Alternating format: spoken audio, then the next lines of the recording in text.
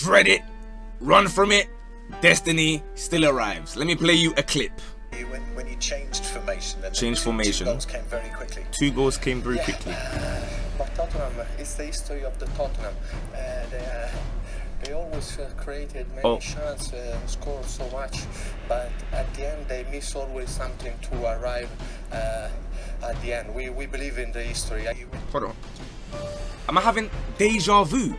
The 2 goals came very quickly. Wow. I think that says it all. What a game that was. The European Super Cup, PSG versus Spurs, has ended. I know I'm mad late, but obviously, you know, it went to penalties. I had to go and make a TikTok, but I'm here now, don't worry.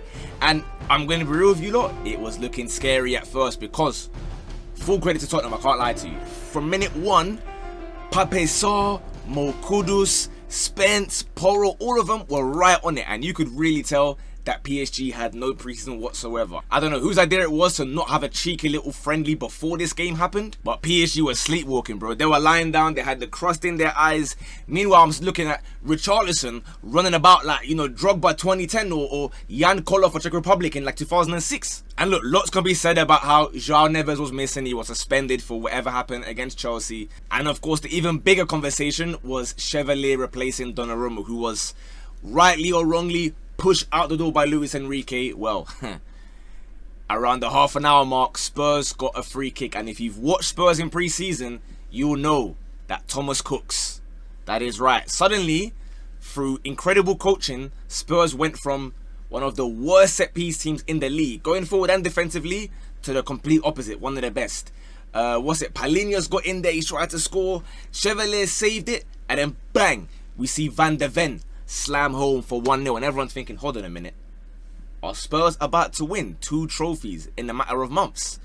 You can argue whether it was Chevalier's fault. Me personally, I think it's just a good save and it's kind of unlucky where it's landed, but again, that's neither here nor there, because you'd think PSG, boom, they'd spark into life. They didn't.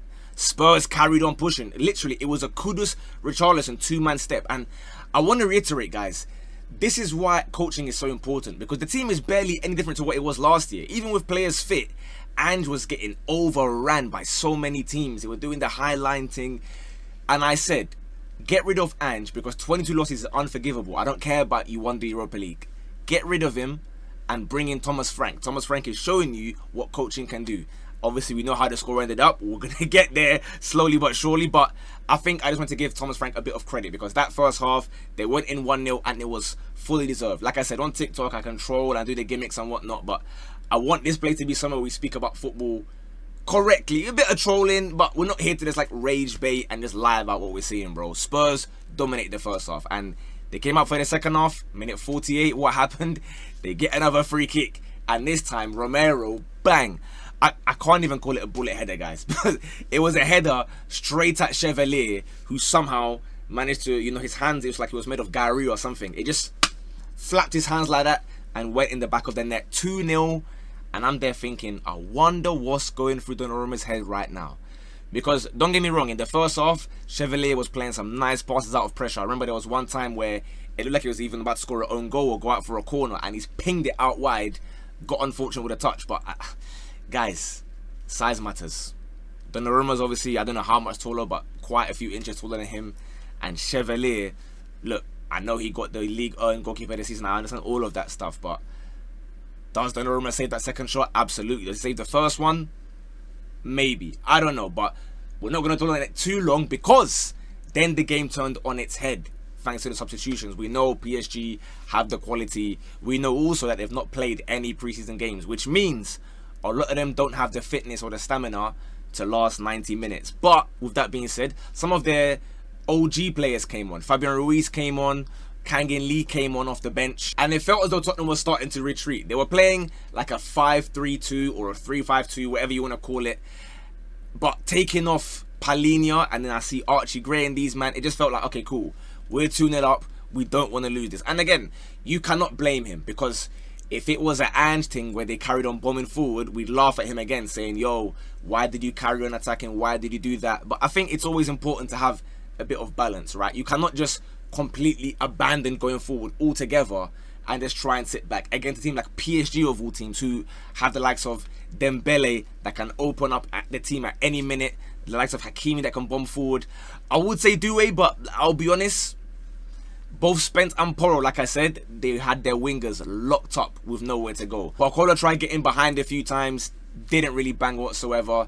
He then scored, but it was offside. His teammates were about 5 yards off, so that one didn't count. But you could tell the tide was turning a little bit, and they defended valiantly. I could have no complaints if I was a Spurs fan.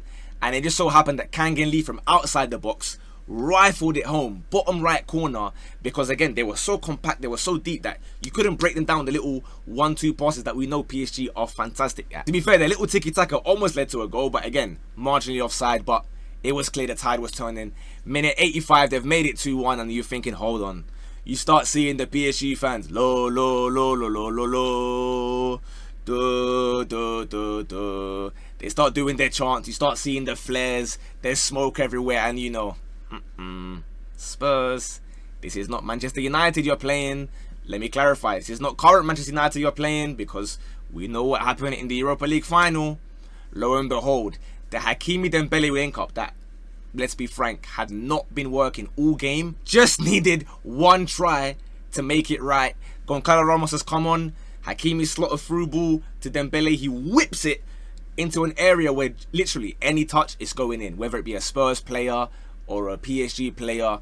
Romero, the incredible centre-back that they're gassing because he scored a goal, decided to try and play an offside trap in his own pretty much 6-yard box. Ramos fires it in, 2-2 penalties. Off we go. There is no longer extra time, which, to be fair, I think Spurs would have bit your hand off for that, given that it was 2-2. PSG were in the ascendancy, they were flying, and look, they won both tosses. Now, if you know penalty shootouts, you know how important that is.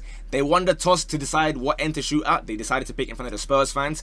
We know what happens when you shoot at PSG, bro. You start having them man with the megaphones and the xylophones and all the other phones barking it off with bare noise. They did it in front of the Spurs fans, and they went first. So Solanke's penalty gave them a huge advantage, especially when Vitinha, by the way, can we speak about that run-up? Vitinha, please, stop it, man. Stop it. Word to Stephen A. Smith, as a father, I'm not even your dad, I don't know I'm saying that, but please, Vitinha, stop that silly run-up. I'm not going to lie to you, I thought it went in. If you guys watch the same broadcast as me on an extremely legal live stream, it looked like it flew in. And then you look at the replay and say, oh, he missed, it's wide. Spurs advantage. But here is the issue. PSG's players, you look at the entire 11 that were available, you're thinking, yeah, you know what? I back all of them to score. Whereas Spurs, obviously playing the 5-back, they've made their subs. The moment Solanke's taking it, you're thinking, uh-oh. Everyone else, do I really trust them? Or are we going to start bringing defenders straight away? Lo and behold, PSG scored all theirs. Chevalier, by the way, I want to say, for the first 3 penalties, he went the right way every time. But again, size matters. Because you could argue that those first 2 saves, or the first 2 penalties rather for Spurs, Donnarumma would have saved it. But again, we don't know if Donnarumma would have dived the right way, so it's all hearsay again. But the 3rd time, Chevalier got lucky. Van de Ven hits it almost straight at him. So again, PSG now take the lead. Then before you know it, the shootout has turned on its head, because Matthijs Tel, again, I'm looking thinking, oh rah, he's put that in, fair enough. Somehow it's wide. I jumped in my seat like that, bro. Like I had an electric shock. No goal, which meant it was all down to Noon Mensch, the best left back in the world, to seal the win. And let's be honest, it was never really in any doubt. PSG win the Super Cup to add to their plethora of trophies. Does it count as a quintuple? It is a new season, so they've got a quadruple plus 1, or we're going to be shameless to call it a quintuple. I don't know, but Spurs fans, look, massive condolences, but like I said, I'm here to be honest. I think it was promising signs. I think you come to this game with Ange Postecoglou, they're putting 5 on your head like you're internationale. So be proud.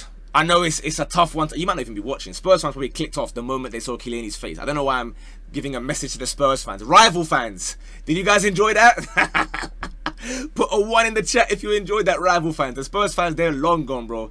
They saw Chiellini's face and said, get me off this guy's video. Unsubscribe. We mustn't forget, this was the battle of 2 cities who love riots.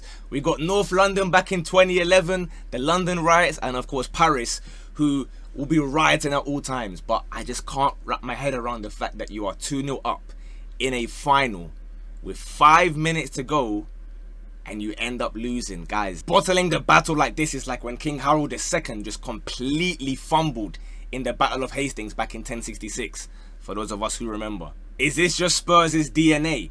Because for as well as they played, and look, we get it, you beat United in the Europa League, but it's one of the worst Uniteds we've ever seen. And that's not me being a United hater, that's United's own gaffer telling us it's the worst United in history. So I'd be in two minds. Look, obviously you're devastated to lose a trophy, but there were promising signs. Now you just need a couple signings. For me personally, I go Sar man in the match, but I can also hear Kudus and the defenders all together as well, because I barely saw anything of Kvicha or Ordue. And then Dembele showed that even on a quiet game, when he's not getting crazy numbers, he'll still deliver you the goods right at the end. That's someone that's clutch. That's someone that will be winning the Ballon d'Or in a couple months. But with that being said, I really enjoyed that. Guys, it's game 2 of the season.